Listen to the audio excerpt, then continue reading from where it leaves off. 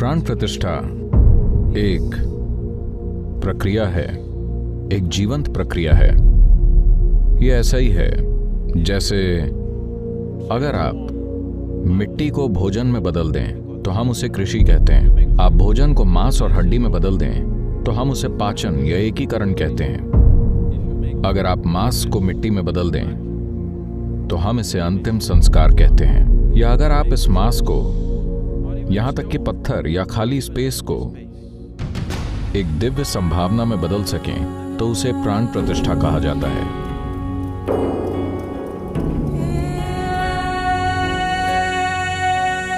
आज आधुनिक विज्ञान आपको बता रहा है कि सब कुछ एक ही ऊर्जा है जो लाखों अलग अलग तरीकों से खुद को प्रकट कर रही है। अगर ऐसा है तो जिसे आप ईश्वरीय तत्व कहते हैं, जिसे आप एक पत्थर कहते हैं, जिसे आप एक पुरुष कहते हैं, जिसे आप एक स्त्री कहते हैं, जिसे आप एक पशु कहते हैं, जिसे आप एक दानव कहते हैं, ये सब कुछ एक ही ऊर्जा है जो अलग अलग तरीकों से काम कर रही है।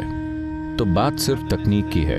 अगर आपके पास जरूरी तकनीक है तो आप अपने आसपास के साधारण स्थान को एक दिव्य उल्लास में बदल सकते हैं। आप बस एक चट्टान के एक टुकड़े को लेकर उसे देवी या देवता में बदल सकते हैं।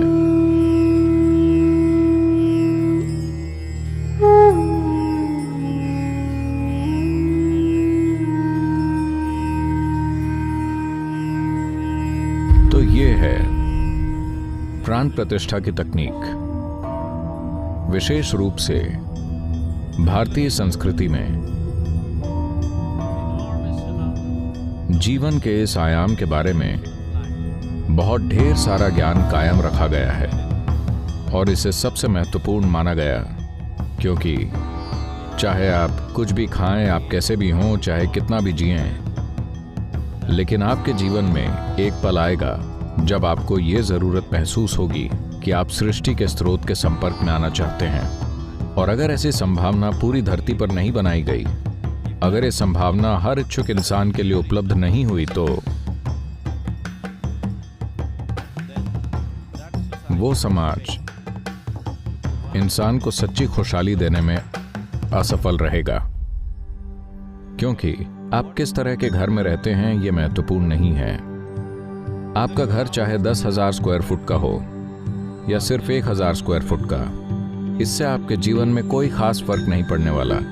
पर अगर आप एक प्राण प्रतिष्ठित स्थान के आसपास हैं तो उससे आपके जीवन में जबरदस्त फर्क आएगा। इसीलिए हम ये संभावना सामने लाना चाहते हैं, क्योंकि ये मेरा सपना है एक दिन पूरी दुनिया को, मानवता को प्राण प्रतिष्ठित स्थानों में रहना चाहिए। आपका घर प्राण प्रतिष्ठित होना चाहिए, आपकी गली प्राण प्रतिष्ठित होनी चाहिए और आपका ऑफिस प्राण प्रतिष्ठित होना चाहिए। आप जहां भी समय बिताते हैं उन स्थानों को प्राण प्रतिष्ठित किया जाना चाहिए। इसमें एक तरह की सुंदरता है।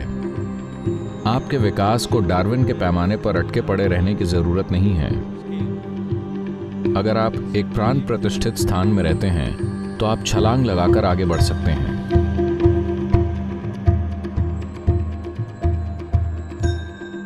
इस साल 9 अक्टूबर को हम नाग प्राण प्रतिष्ठित करेंगे। इसकी घोषणा हो चुकी है। बेंगलोर सेंटर में सबसे पहले जिस चीज की प्राण प्रतिष्ठा की जा रही है वो नाग है।